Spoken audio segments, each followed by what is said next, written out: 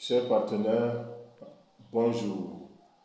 Aujourd'hui, c'est la 4e semaine. Nous nous retrouvons au sein du Forum des entrepreneurs indépendants de AICM RH dans le cadre de nos formations hebdomadaires sur l'entrepreneuriat.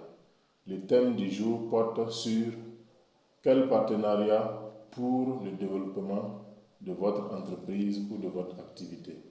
Il s'agit de voir, selon l'activité que vous menez, quel type de partenariat vous convient et comment vous pouvez décider d'aller de façon méthodique vers ce partenariat.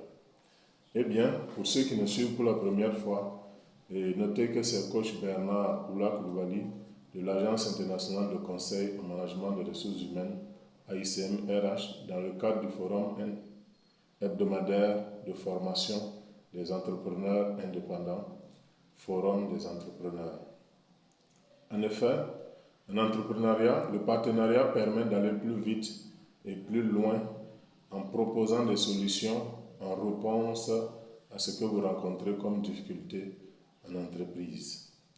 Par exemple, une entreprise peut avoir des problèmes tels que les problèmes de marché pour écouler ses produits, des problèmes de fonds de roulement, un problème de manque de personnel qualifié avec bien sûr des démissions subites qui ont déséquilibré l'organisation des équipes. L'entreprise peut aussi être face à un problème de motivation du personnel. Le personnel est là, mais il ne travaille pas comme il se doit.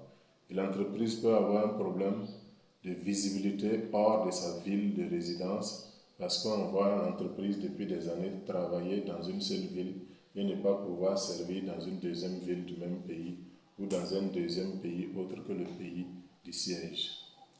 Pour ce type de problème, il n'est plus nécessaire que l'entrepreneur que vous êtes reste dans son coin pour se débrouiller tout seul et peut-être mal. Il est bon et il convient aujourd'hui de penser à nouer des partenariats efficaces pour avancer vers l'objectif.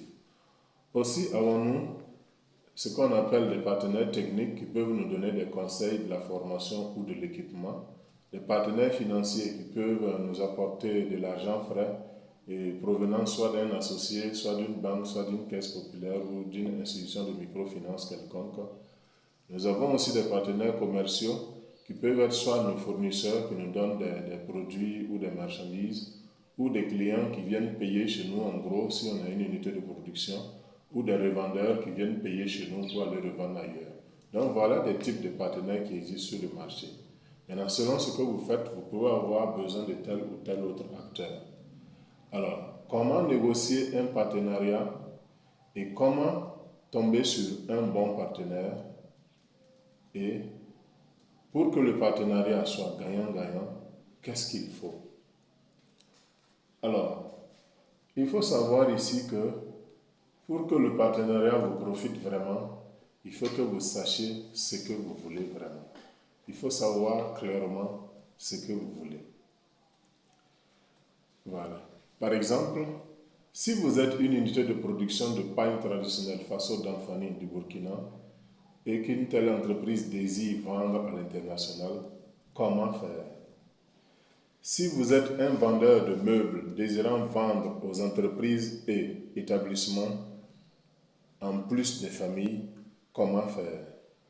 Si vous êtes une boulangerie désirant élargir son réseau de clients et de distributeurs, comment faire?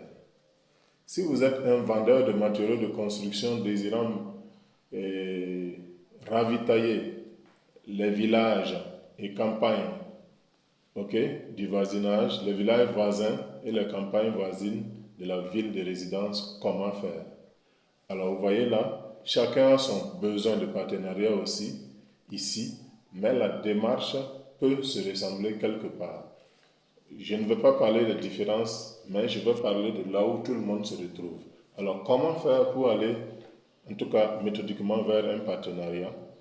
Je rappelle qu'il faut premièrement savoir clairement ce que vous voulez. Deuxièmement, savoir avec qui vous pouvez négocier ou traiter.